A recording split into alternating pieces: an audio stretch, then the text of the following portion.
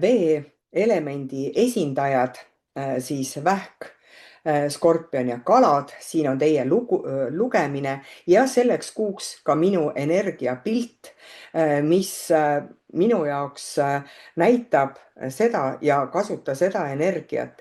Ehk siin on veevool. Te olete harjunud oma tunnete ja emotsioonide selliste asjadega väga hästi, kas te tulete toime või mitte, aga siin jookseb nagu selline piir. See on nii maismaa piir, kui see on päike ja taevas, vesi ja maa, õhk ja päike.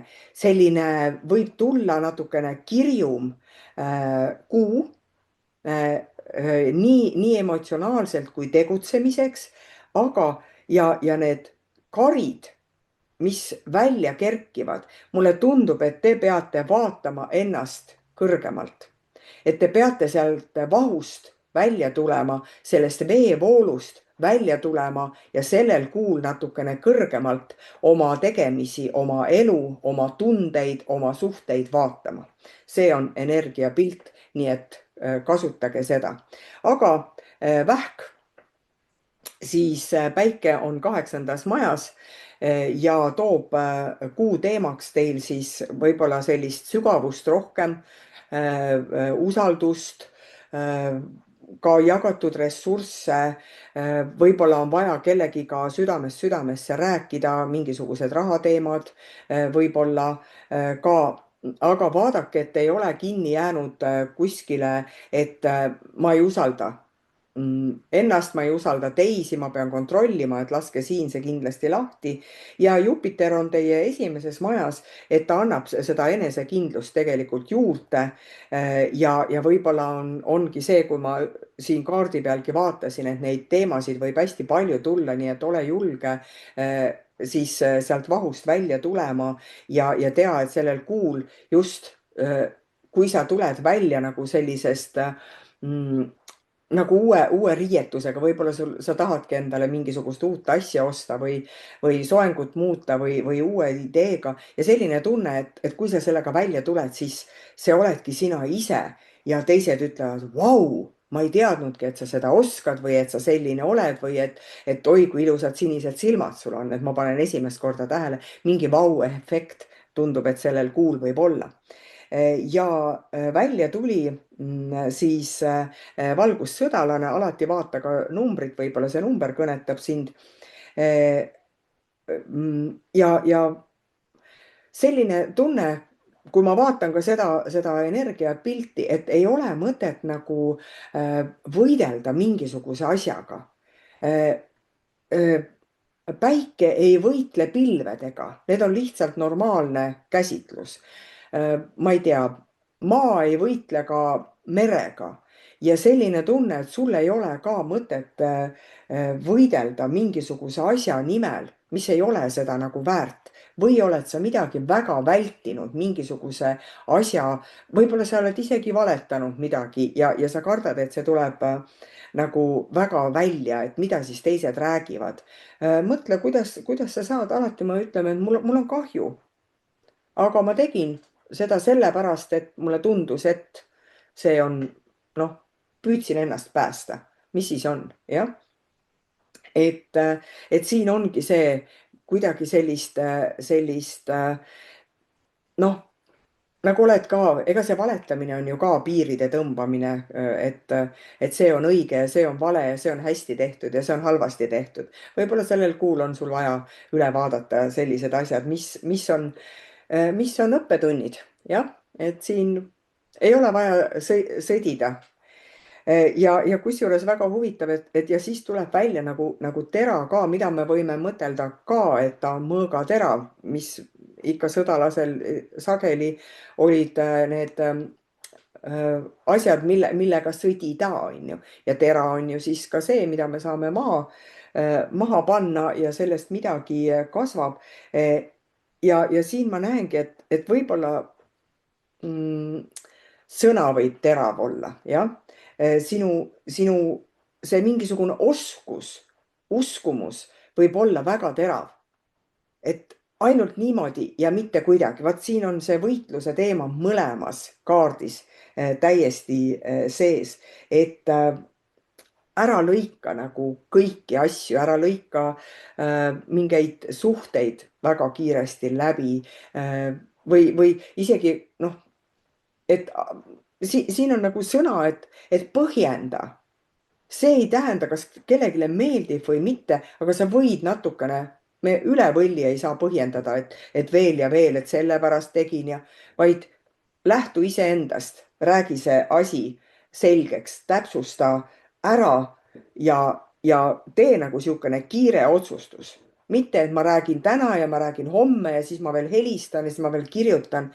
Ei, üks asi korraga, tee ära kõik ja ei sõdi sellel kuul, ära hakka sõdima ja nii, aga siis meil on armsad skorpionid, päike 4.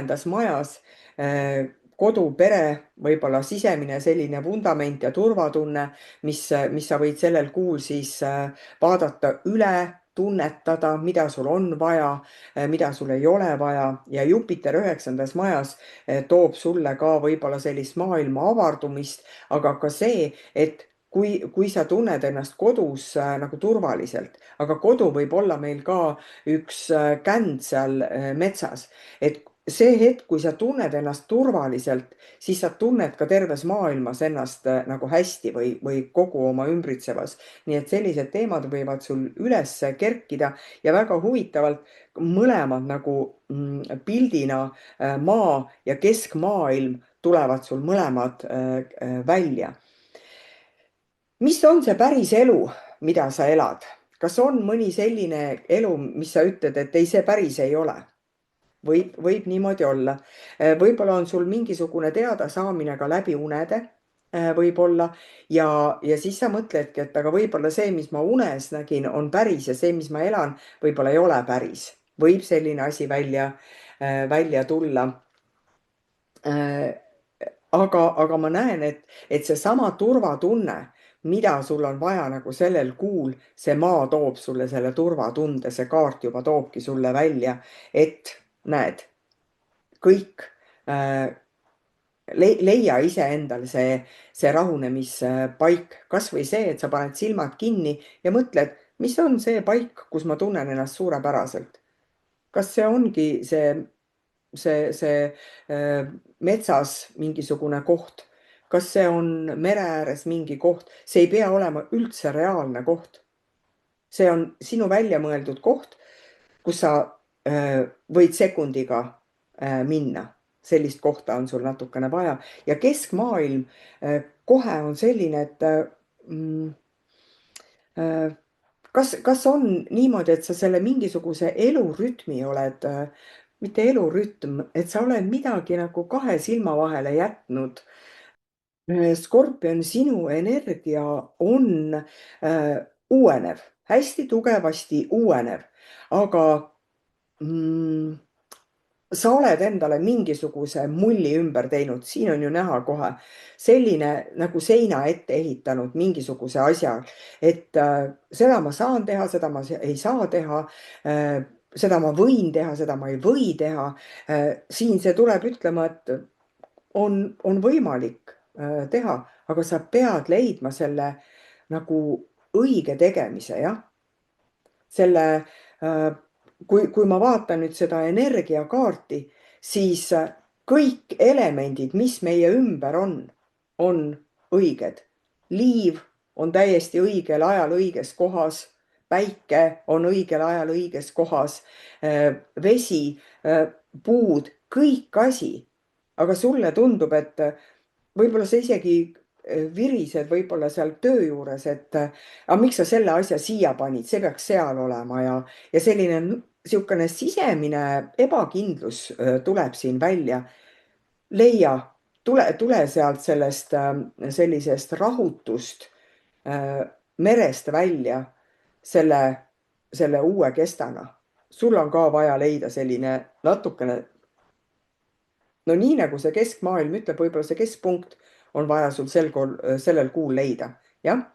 Ja armsad kalad, siis päike on 12. majas ja kuu teema võib siis ollagi võib-olla natuke rohkem sellist alateadvust, võib-olla sellist mingit pimedat ala, kus sa võib-olla ei taha vaadata või sa ei näita oma seda pimedat sisemust, mis pimedus ei tähenda üldse, et see midagi halb on, ilmselgelt mitte. Aga võib-olla sa pead tõesti, aga mine sa tea, võib-olla on vaja sul tegemist olla riigiametnikega, mingisuguse selliste varjatud süsteemidega või isegi hoolitseda kellegi eest, kes ise natukene ei saa hakkama endaga, võib-olla on ka see, mis tuleb, aga igal juhul see kuu vajab sinu enda taastumist. Mulle tundub, et pead nagu hästi rahulikult võtma. Ja Jupiter on 5. majas, see ongi huvitav, on see, et see 5. maja toob sulle ellu hoopiski inspiratsiooni ja loovust ja rõõmu ja armastust ja armumist. Ja siis tuleb see armastatu kaart ka nagu ilusti välja ja näitab, et kui palju võimalusi meil elus tegelikult on. Et siin võib-olla sellest pimedusest tuledki lõpuks välja, et jah, ma armastan iseennast, jah. Ja mitu teed?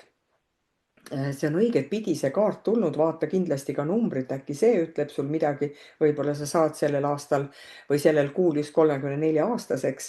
Ehk sul on hästi palju valikuid sel korral. Ja üks on see, et ära siis karda, et sa pead kõike valikuid korraga tegema ja mida siis teised ütlevad, et pigem on see, et vali see üks suund ära, aga teisi võimalusi ära siis nagu ära kaota. Ka siin on see, et sa nagu tõuseksid siit sellest maast ülesse ja oled seal mäe otsas ja vaatad, nii, millised võimalused mul on, täpselt nagu see energiakaart siin. Ma tõusen ülesse, ma seisan kuskil, ma vaatan, millised on minu võimalused ja ma kasutan enda arvates, sest me ikkagi ise otsustame just seda kõige paremat varianti, jah, teised jäävad ootele. Ja armastatu, süda on tegelikult meie sisemine kompass. Me peame seda lihtsalt, esiteks me peame hoidma seda, me ei tohi seda vaata, kui kompassi raputad ja muudkui keerad ja väänad teda, ta lõpuks ei näitagi sulle õiget suunda. Meie peame seda sisemist kompassi ja südant hoidma. Kui ma enne rääkisime, et võib-olla on vaja sul kellegi eest hoolitseda, siis see kaart ütleb, et võib-olla pead oma südame eest hoolitsema. Võib-olla peadki selle pärast puhkama. Aga see kaart soosib ikkagi hästi palju sellel kuul pehmust, lähedust, armastust, loomingut, ilu, sellist igas variandis sellist hästi pehmet olekut. Aga see pehme olek on sinu taastumise kütus. Et lasta lahti mingisugustest asjadest, on vaja pehmelt edasi liikuda. Jälle see, et tuled selle lainega kaasa, kerkid ülesse, vaikselt kerkid ja vaatad, mitu teed mul on. Vau, mul on hästi palju võimalusi ja ma ei kaota ära nende võimalustega ja nende teedega, ma ei kaota ära ei oma südant, ei oma loovust ega oma armastust. Aitäh sulle kuulamast!